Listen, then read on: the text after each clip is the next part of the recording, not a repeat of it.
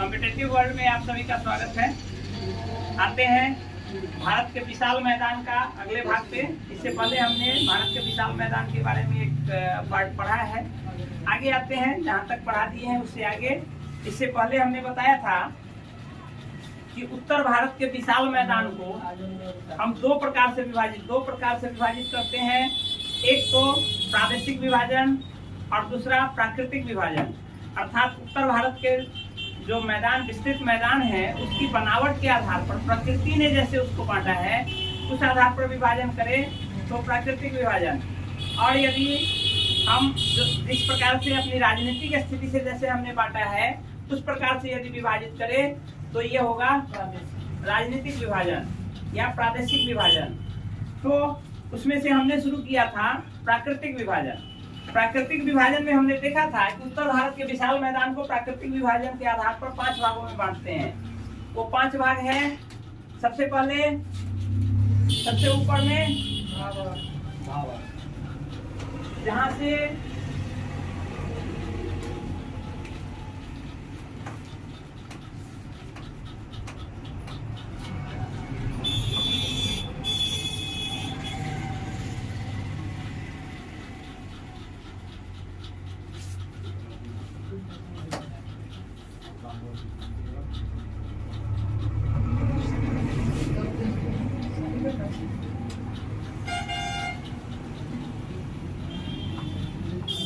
हमने इससे पहले देखा था कि नदियां जो है पर्वतीय क्षेत्र से निकलती है और पर्वतीय क्षेत्र से निकलकर किसी भी पर्वत शिखर से निकलकर और जहां पे मैदानी क्षेत्र में आकर मिल जाती है, जहां पे मैदानी क्षेत्र में आकर के मिलती है, यहाँ अपने साथ इस पर्वत के विभिन्न चट्टानों को काट करके अपने साथ ला करके यहाँ पे जमा करते हैं।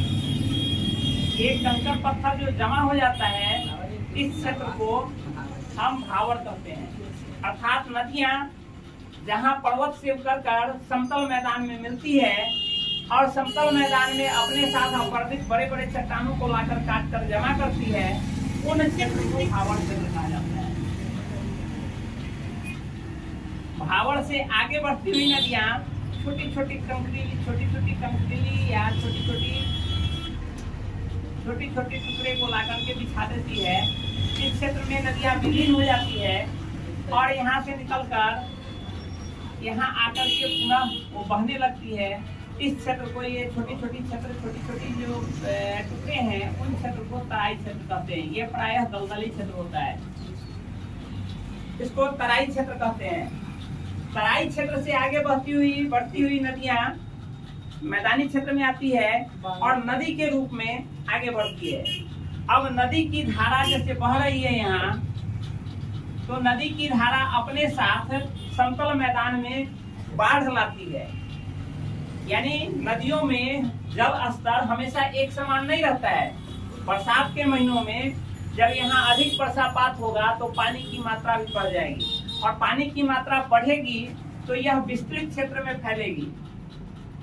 तो जब नदियां विस्तृत क्षेत्र में फैलती है तो अपने साथ साथ अपने अपवाह क्षेत्र में ये नदियां अपना पानी फैला देती है। अर्थात इन सारे क्षेत्र में ये नदियां अपना पानी बरसात के महीने में अपना पानी बिछा देती है। अपने समतल मैदान के विस्तृत क्षेत्र में वो अपना पानी बिछा देती है।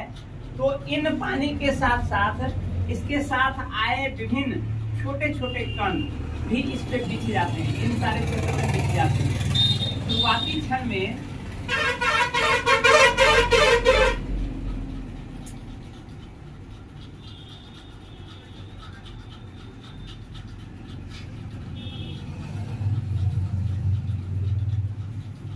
जिस समय नदी प्रारंभ हुई, प्रारंभिक स्टेज में इसका विस्तृत क्षेत्र अधिक था।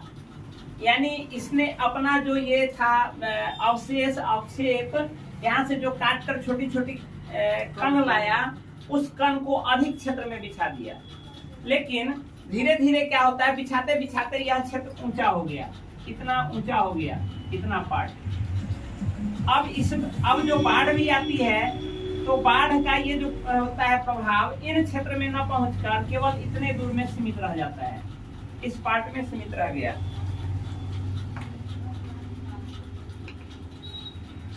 अब बाढ़ का पानी केवल इस पार्ट में सीमित रह गया, उधर नहीं जा पाया। तो बाढ़ के द्वारा बिछाए गए निक्षेप को ही हम बांगर कहते हैं। इस क्षेत्र को बांगर क्षेत्र कहते हैं, अर्थात पानी के द्वारा लाई गई उपजाऊ मिट्टी जहाँ पे ये बिछा दिया गया है, लेकिन वह कौन सी मिट्टी? पुरानी मिट्टी, जो पहले जहाँ पानी पहुंचता था अब पानी नहीं पहुंच पा रहा है। तो इन क्षेत्रों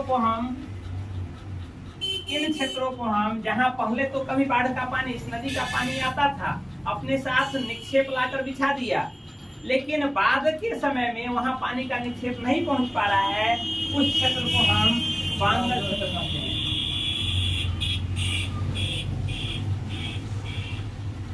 बांगर क्षेत्र कहते हैं। जबकि वर्तमान समय में जहाँ हर एक बार ये पानी अपने साथ निक्षेप बिछा रही है, उस निक्षेप क्षेत्र को हम खादर क्षेत्र कहते हैं। खादर क्षेत्र कहते हैं, अर्थात नदियों के द्वारा पुरानी बिछाई गई उपजाऊ मिट्टी को हम बांगर कहते हैं, जबकि हर एक साल बिछाए जा रहे उपजाऊ मिट्टी को खादर कहते हैं। दोनों में यही बेसिक अंतर है। इसमें हम देखेंगे ये अपने साथ जो जलोढ़ मिट्टी लाती है, जो पूर्व के समय में जलोढ़ मिट्टी बिछा दिया है वो बांगर हो गया, और जो नई जलोढ़ मिट्टी है उसको खादर कहते हैं। तो हम आते हैं बांगर पे।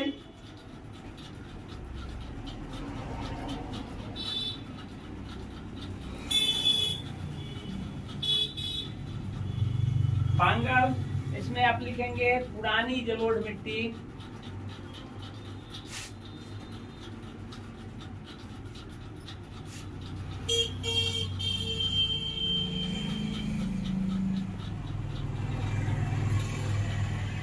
को बांगर कहते हैं।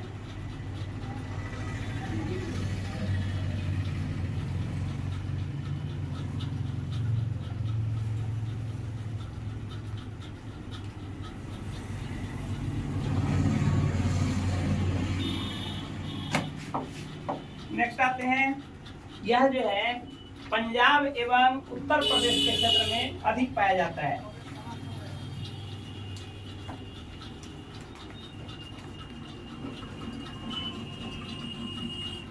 पंजाब एवं यूपी में बांगर मिट्टी पाया जाता है।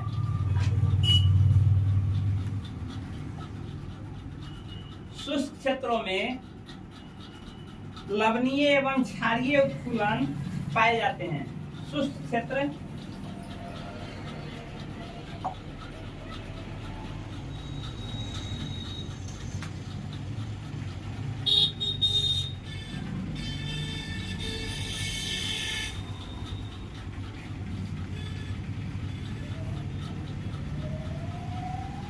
लवणीय एवं क्षारीय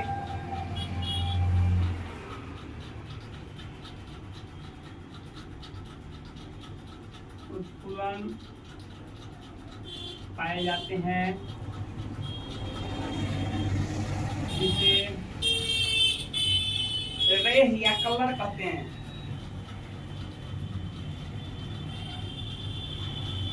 जिसे रेह या कलर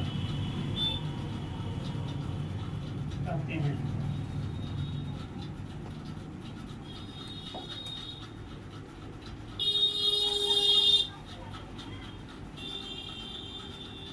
यह जो होता है कम उपजाऊ होता है, क्योंकि यह क्या है, यह पुरानी जलोढ़ मिट्टी है। पुरानी जलोढ़ मिट्टी है, यहाँ बाढ़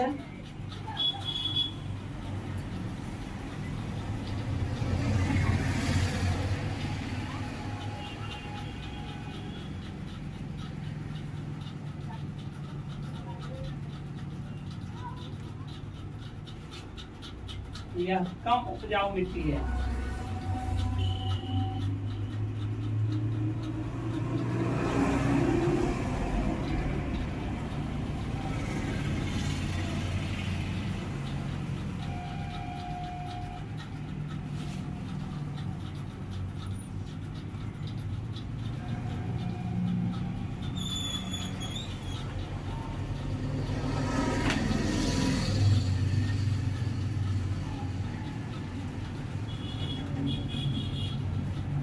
बांगर क्षेत्र में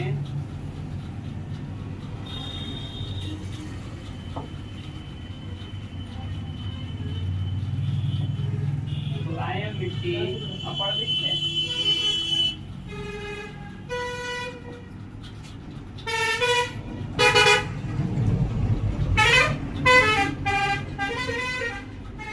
के कारण यह कंकरीली है।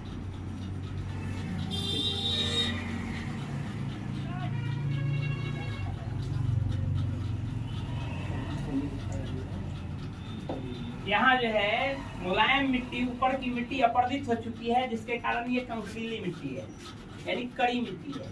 कड़ी कंकरीली से ज्यादा अच्छा रहेगा, कड़ी मिट्टी, कड़ी मिट्टी है, क्योंकि बिल्कुल कंकरीला नहीं है, लेकिन मिट्टी मुलायम मिट्टी नहीं है। उसके बाद यहाँ जल स्तर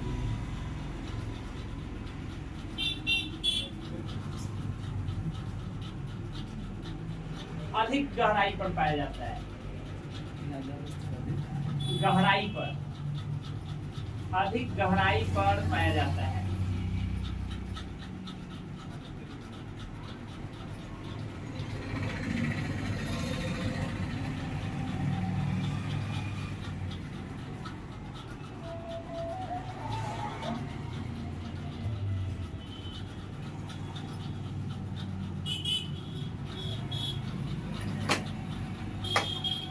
आगे बांगर के बाद हम आते हैं खादर में। जैसा हमने देखा इसी फिगर में कि जहां प्रत्येक वर्ष बाढ़ की पानी आ रही है और अपने साथ साथ लाई गई जलोढ़ मिट्टी को बिछा रही है, उसको हम खादर कहते हैं। और जहां पूर्व में कभी बाढ़ की मिट्टी जाती थी, अपने साथ ले गए निक्षेप, यानी जलोढ़ मिट्टी को बिछा चुकी है, लेकिन बार बार नहीं आने से उसकी उपयोगिता धीरे धीरे, उसकी उर्वरता धीरे धीरे घटती जा रही है। लेकिन कभी न कभी यहाँ कौन सा जलोढ़ मिट्टी का ही निक्षेप था बिछाया गया इन्हीं बाढ़ के कारण, लेकिन आज नहीं पहुंच रहा है, तो वो बांगर है। तो बांगर के बाद हम आते हैं खादर पे।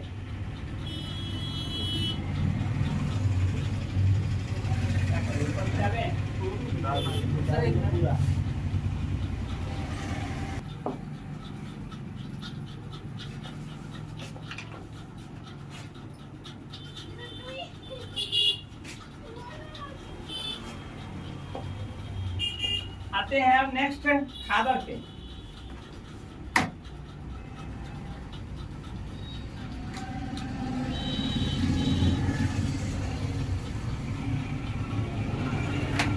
यह मिट्टी, जैसा हमने पहले कहा कि ये हर एक साल पानी द्वारा लाए गए निक्षेप, यानी बाढ़ द्वारा लाए गए निक्षेप से बनता है, इसलिए यह मिट्टी जो है यह नवीन जलोढ़ मिट्टी है।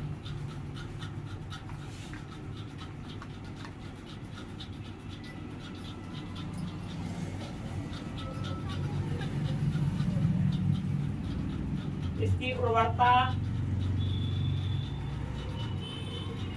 या उर्वरा शक्ति अधिक है,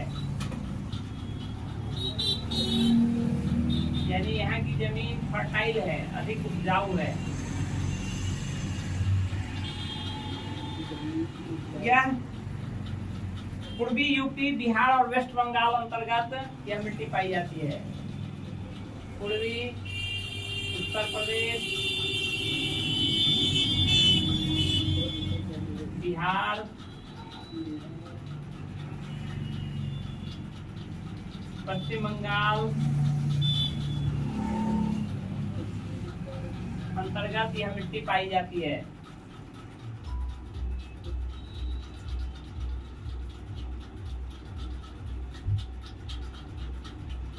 इस मिट्टी के अंतर्गत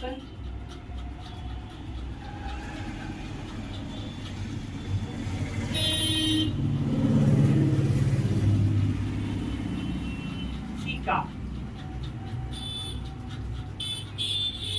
की अधिकता होती है।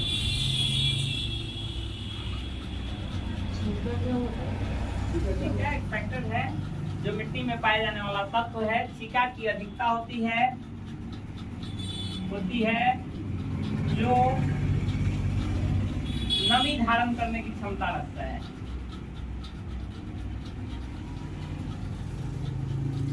का वह फैक्टर है जो मॉइस्चर को पकड़ कर ऑब्जर्व करके रखता है, मिट्टी में हाल बनाए रखता है, धारण करने की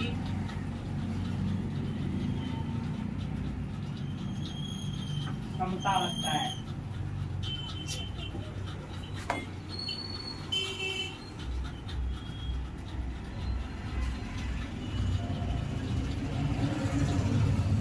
यह अत्यधिक उपजाऊ मिट्टी है, तो लिख दिए।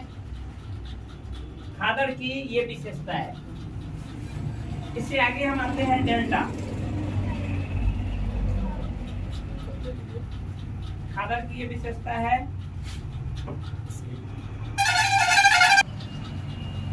अब हम आते हैं नेक्स्ट पार्ट इसके डेल्टा पे। देखते हैं डेल्टा का निर्माण कैसे होता है, उसकी क्या विशेषता है।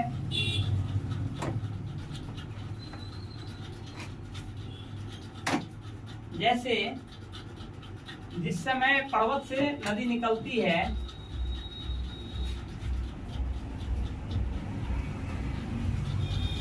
पर्वत से नदी निकलती है और समतल भाग में आकर के समतल के चलती है, फिर अंततः अधिकतम नदियां किसी न या तो वो नदियां किसी न किसी नदी में ही विलीन हो जाती है या फिर अंततः समुद्र में जाकर मिल जाती है। अधिकांश नदियां, ऐसी भी नहीं है कि हर एक नदियां समुद्र में ही मिले, कोई जरूरी नहीं है। जैसे कुछ नदियां ऐसे हैं जो स्थल भाग में ही विलीन होकर रह जाती है, जिसका उदाहरण है सरस्वती। कभी भूतकाल में हुआ करता था, आज इसका कोई ये नहीं है, मौजूद नहीं है धरती पे। इतिहास में हम पढ़ते हैं कि सरस्वती एक नदी थी जिसका गंगा में समागम है, लेकिन आज उसका अस्तित्व धरती पर नहीं है। तो वो नहीं, कुछ ऐसी भी नदियां हैं जैसे लूनी नदी जो निकलते हुए जाती है, अरब सागर में गिरती नहीं है, वो कच्छ के रन में जाकर गायब हो जाती है। यानी वहाँ इधर उधर उसका पानी छिपला करके और उससे आगे वो बढ़ती नहीं है, स्थल भाग में ही समाप्त हो जाती है। तो इसलिए मैंने कहा कि अधिकांश नदियां या तो उद्गम स्थल से शुरू होकर के वो किसी न किसी नदी में जाकर मिल जाती है, समाहित हो जाती है। वो उसकी सहायक नदियां कहलाती हैं। नदी चक्र अलग से पढ़ाएंगे, उस पर विस्तृत चर्चा करेंगे। और जो बड़ी नदियां हैं वो गुजरते हुए स्थलीय भाग से गुजरते हुए किसी न किसी खाड़ी में जाकर समाहित होती है। तो हमारे यहाँ, हमारे भारत की नदियां दो ही पार्ट में जाकर के समाहित होती है, या तो पूर्व में जाएगी तो बंगाल की खाड़ी, या पश्चिम में जाएगी तो अरब सागर। इस दोनों में से कहीं ना कहीं वो समाहित होती है। तो जब जैसे हम देखते हैं पर्वतीय क्षेत्र से, यही पर्वतीय क्षेत्र मानते हैं, ये पर्वतीय क्षेत्र है, यहाँ से समतल शुरू हो जाता है, समतल के बाद यहाँ से सी शुरू होता है। तो पर्वत क्षेत्र से निकलकर नदियां यहाँ धरती पर मिल रही है, तो यहाँ तो सबसे पहले है बड़े बड़े चट्टानों को लाकर बिछाती है। इन बड़े बड़े चट्टानों को लाकर के बिछाने से भावर क्षेत्र का निर्माण करती है। भावर से आगे बढ़कर ये छोटी छोटी कंकरीली टुकड़ों से ये निक्षेपित करती है और यहाँ लाकर निक्षेपण से यहाँ बिछा देती है। यहाँ तराई क्षेत्र का निर्माण करती है। तराई से आगे बढ़ते हुए या इस धरती पर नदी बहती है, उस समय यह अपना बहुत विस्तृत क्षेत्र में बिछाती है। पुराने बिछाए हुए जलोढ़ मिट्टी को यहाँ कह दीजिए आप भावर, तराई, यहाँ दोनों क्षेत्र यहीं पर हो गया। ये ऊपर वाला पार्ट को कहेंगे आपको बांगर, और अंदर वाला पार्ट जो होगा ये होगा खादर। जब नदी यहाँ से बहती हुई समुद्र तक पहुँचती है तो धीरे धीरे पृथ्वी का ढाल भी, हालांकि समतल मैदान हम कहते हैं लेकिन समतल नहीं है, उसका भी कहीं न कहीं ढाल है। वो ढाल पर क्या होता है कि आगे की ओर नदी बहते बहते वह ढाल जितना समुद्र की ओर जाता है उसका ढाल धीमा होता चला जाता है। तो जैसे समुद्र, जैसे आप पानी गिराते हैं, यदि फर्श पे ही पानी गिराएंगे तो जहां अधिक ढाल होगा वहां से तो पानी सीधा निकलेगी, लेकिन ढाल धीरे धीरे कम होते जाएगा और वो पानी कई वितरिकाओं में बढ़ जाती है। तो नदी भी उसी तरह से, जब नदी समुद्र में मिलती है, समुद्र में मिलने से पहले कई छोटी छोटी वितरिकाओं में बट जाती है, यानी कई पार्ट में बटकर तब समुद्र में मिलती है। यह समुद्र में मिलते समय अपने साथ लाए गए सबसे बड़ा बड़ा कंकड़ है वो तो यहाँ लाके बिछा दिया, उसको भावर बनाया। भावर से आगे छोटा छोटा कंकड़ है उसको बिछा दिया है, तराई बना दिया। तराई से भी आगे महीन कण जो जलोढ़ है, जलोढ़ को लेके लाके पंख जिसको कहते हैं उसको लाके बिछा दिया यहाँ, तो बांगर और खादर का निर्माण हुआ। लेकिन क्या सारे के सारे निक्षेप यही इतने ही दूर में समाप्त हो गए? पानी जहां तक बहता है अपने साथ कुछ न कुछ कण ले जाता है, तो अंततः भले ही कम ही कण, लेकिन इसकी मात्रा में तो धीरे धीरे इसकी मात्रा घटती जा रही है। लेकिन नदी चूंकि एक दिन का बहाव है नहीं, कंटिन्यू बरसों से बह रहा है, तो वो निक्षेप लाते लाते और यहाँ जहाँ पर ये पानी जहाँ समुद्र से मिलता है वहाँ इन निक्षेपों को लाकर जमा कर देता है, इस समुद्र में यहाँ पर लाकर जमा कर देता है। और जमा करते करते आप देखिएगा कि भारतीय तटीय प्रदेश जो है, ये जो तटीय प्रदेश है यहाँ पर भी मैदान का, जैसे प्रायद्वीपीय भारत में खासकर, प्रायद्वीपीय भारत आप जानते हैं कि चट्टानी भागों से बना हुआ है। क्योंकि जिस समय मैंने पढ़ाया था हिमालय की उत्पत्ति, प्रायद्वीपीय भारत की पठारों की उत्पत्ति, उस समय मैंने बताया था कि यहाँ पे लावा का निक्षेप जो है, लावा का निक्षेप इस समय बिछ गया हुआ है। लावा के निक्षेप बिछने से यह पार्ट क्या हुआ है, प्रायद्वीपीय भारत यानी पठारी भाग का निर्माण हुआ है।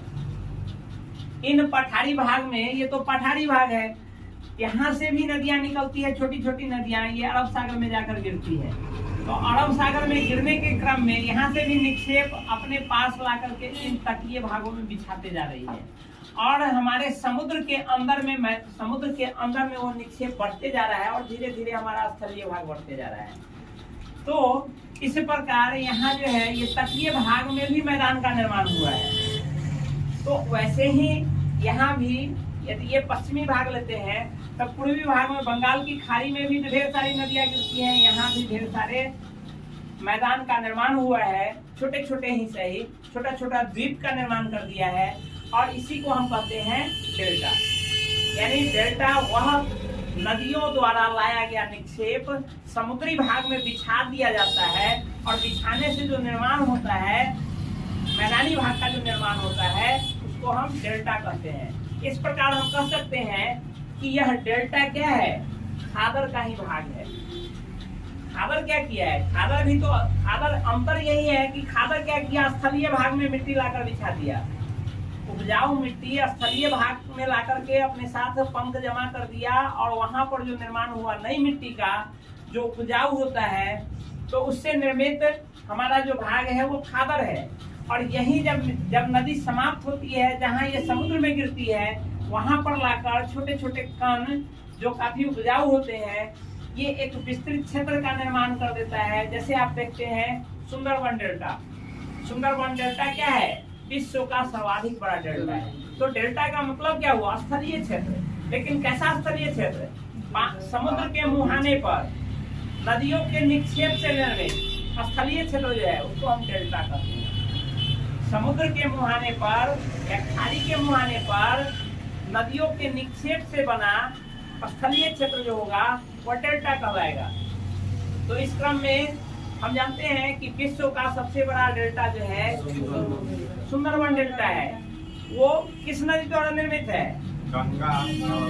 इधर से आपका गंगा और उधर से ब्रह्मपुत्र, दोनों नदी इधर से आकर के यहाँ मिलती है, और ये विस्तृत क्षेत्र ये अपना बिछाते चला गया और ये अपना बिछाते चला गया, और इस तरह से एक विस्तृत क्षेत्र का निर्माण हो गया है जिसको हम सुंदरबन डेल्टा कहते हैं। तो लिखिए इसमें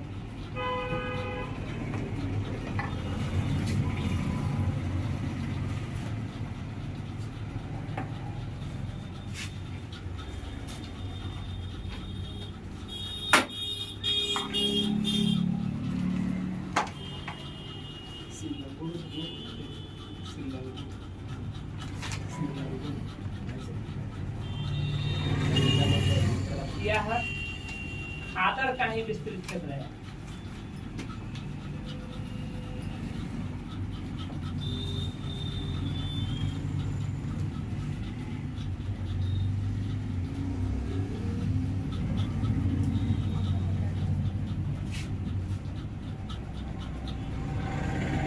यह खादर का ही विस्तृत क्षेत्र है। इसका मैक्सिमम निर्माण पश्चिम बंगाल अंतर्गत है।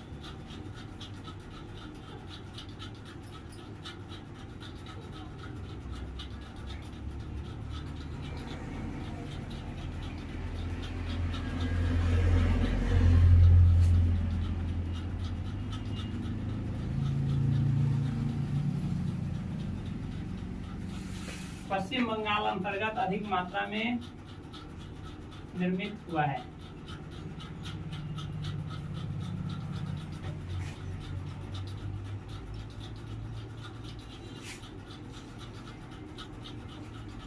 इसमें पुराना एवं नया पंख तथा दलदल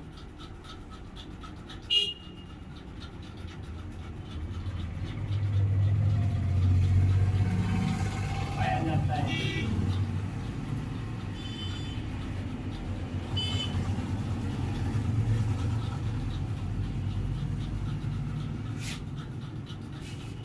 यहाँ उच्च भूमि को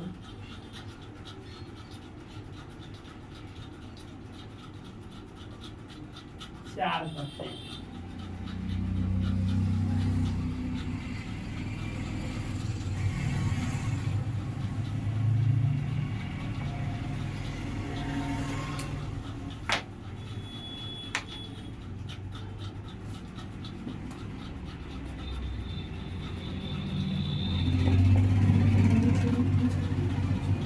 उच्च भूमि को यानी ऊंचा ऊंचा जो भूमि निर्मित हो गया है उसको उसका नाम चार दिया गया है। तो इसमें एक इम्पोर्टेंट फैक्टर है कि विश्व का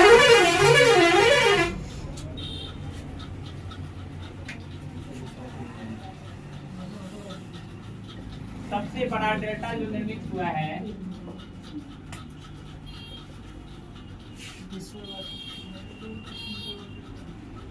सुंदरवन।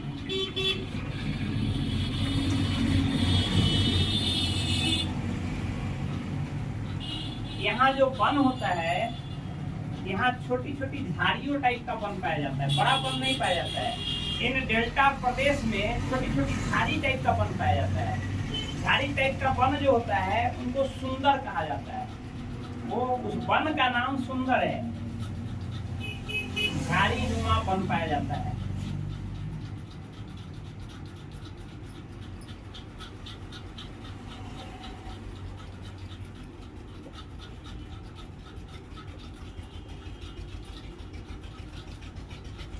जिसे सुंदर कहा जाता है।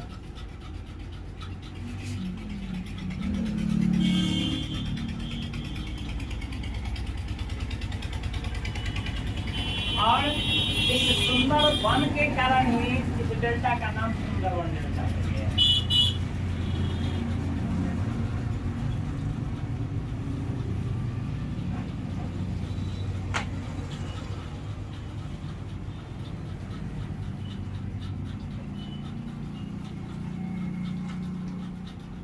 इस वन के कारण ही इस डेल्टा का नाम सुंदरवन डेल्टा पड़ा है।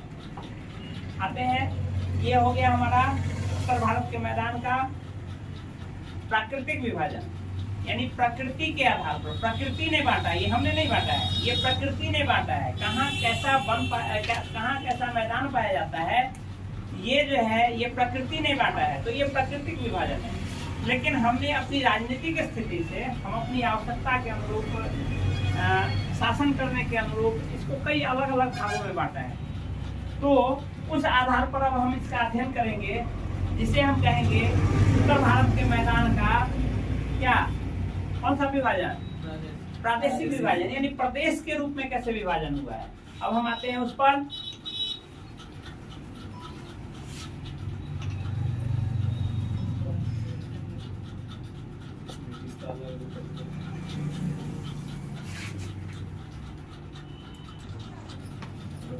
हालांकि प्रादेशिक विभाजन पढ़ाएंगे, वो भी थोड़ा सा लंबा टॉपिक है। तो हम चाहेंगे कि आज बस प्राकृतिक विभाजन पे रोक दें। अगले वीडियो में आएंगे जिसमें हम इसका प्रादेशिक विभाजन पे चर्चा करेंगे। तब तक के लिए धन्यवाद।